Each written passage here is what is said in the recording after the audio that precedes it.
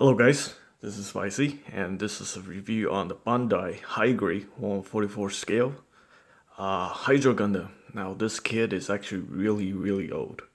It's not like an 80s kit, it's more like a 90s kit. It was released in 1997, making this kit 20 years old. So let's go ahead and take a look at the box real quick. This is not a very traditional high grade box. This is long before high grade Universal Century. So actually, it's about a year before high grade Universal Century. So most HUC boxes or most modern day Gunpla boxes are this size. It's the same size. It's just not like vertical. Yeah. Anyway, this was recently reprinted and was distributed by Bluefin in the United States.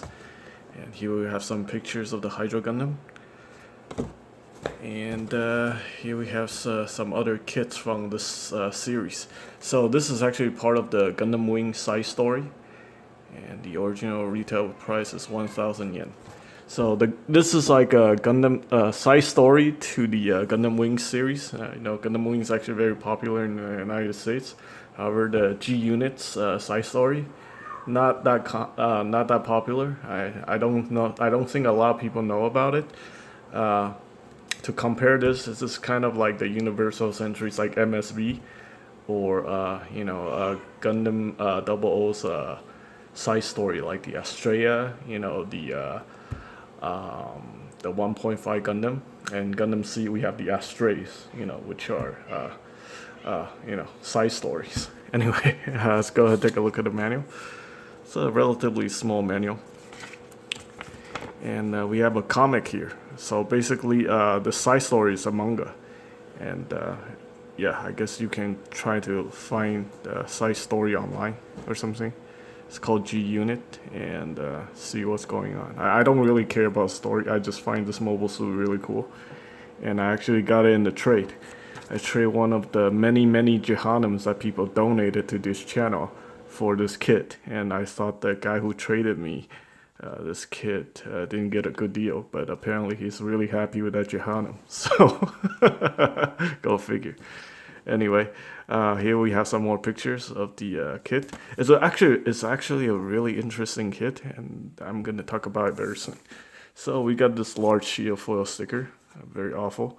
I didn't use the one on the face, and then I didn't use the one on the these and I guess I don't know, V fins or head fins. Yeah. Anyway, and then we have some dry decals. I also end up using some water slide decal on the kit. And my cat is going crazy. Always. Alright, anyway, let's take a look at the option hands here. We have two open hands.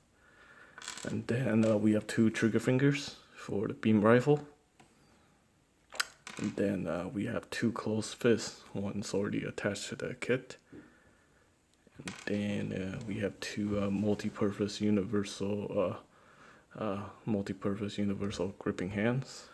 Actually, we have four of them. Yeah, because we have two polycap set that came with these hands. So then we got this hand here that's grabbing onto the attachment point piece for the shield. And then this one's holding on to the beam saber. So let's go ahead and pop this one out. The beam saber is actually all one color. I have to color in the hilt. Otherwise, it's, it just looks like one piece of a clear orange beam saber. And that's one of the accessories. So let's go ahead and pop this piece off. That's where the beam rifle connect to. And let's go ahead and put on the trigger finger for the beam rifle. And you do have to paint in the camera on the beam rifle. Yeah, there's no sticker for it. So the beam rifle attached, like so. Looks pretty cool. Actually, I attached it the wrong way. There we go. There's the beam rifle. And being a 90s kit, it's a bit loose. So yeah, despite it being brand new, just constructed a few hours ago, it does feel a little bit loose. Anyway, and we can pop this off. Here's the shield, and the shield does connect to the shield connector, like so. And then you can attach it to the hand, like that. Okay, so let's get this stuff out of the way and then just take a look at the kit, because just have to look at this kit in close detail too, so you can appreciate, you know, all the design that went into this kit. So we got a very nice back skirt here. Looks really cool. I put on a lot of decals, water slide decals, and dry decal that came with the kit. And yeah, it's got this very interesting weird scorpion type of thing with 4 different tails. I guess since it's a Hydra. And put some more extra details, extra decals on this. So what's really interesting about this kit is the head. So let's actually talk about that in detail. So the head here, there's actually 4 different faces on this head. So the front we have the Gundam face, and then on the side it looks like Zaku faces. Very interesting. And the back here we have the face of a Zeong.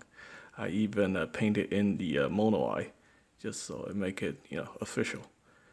And I really wanted to use this head, the Zeong style head, as the main head for the suit. And I will actually get to that very soon. Alright, so its transformation gimmick is really simple.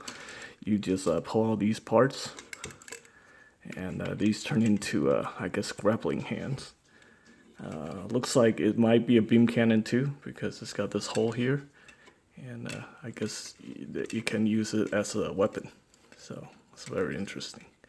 Now the joints are actually connected via polycaps, so that part was a little bit disappointing in my opinion. But you know, it's not too bad. It's, yeah, and you just flip out these claws. Just move the arms into position like that, ready to attack. And another one of the transformation gimmick is that the legs do actually fold up and become you just have to see it. It's really cool. So yeah, the feet fold forward like so. Actually, you lift up the back skirt like that. You lift this part, then you move the feet forward like that, and you fold these down like so. And you do it again with this one. As you can see, there's thrusters under the feet. Oops, just be a little bit more gentle with the kit. Don't manhandle it like I do. And then yeah, it turned into something that's inspired by the Zeong from Mobile Suit Gundam. Yeah. Doesn't this look like a Zeong from the original Mobile Suit Gundam? Yeah. No more legs. We got the upper torso, and then we got some really powerful grappling arms. And then you just flip the head over. And there we go. How cool is that? Yeah. Now, there is some issues I have with this kit. It's a very nice kit, but you're gonna have to put in a lot of work. Really, like a lot of work, if you want it to look good. Because it's a 90s kit, and you know, they just don't have a lot of details. I mean, the details molded in, but if you want to bring out the detail, you know, you have to do a lot of painting. And it's also quite loose because you know, the technology back in the 90s weren't that great. I don't think the 90s were a good decade for Gunpla. So yeah, I mean, to be honest, if you put enough work into this kit, it can look phenomenal. It's probably look even better than the way I did it. I feel like I didn't really do a good job on this one, but yeah, I'm kind of happy with it. Well, I didn't have a lot of good. I didn't have, like, you know, high expectations for this kit, But after building it and putting it together, I think it exceeded my expectations. So I think it's pretty good. So I could definitely recommend picking this up. Even just by itself, it's a very interesting suit. And if you put in some work, if you dedicate some time and put some work into building this kit, it's gonna look so much better. As you can see, I still need to redo the chest. I use a foil sticker and it looks like crap. But anyway, I hope you guys find this information helpful. And as always, thanks for watching.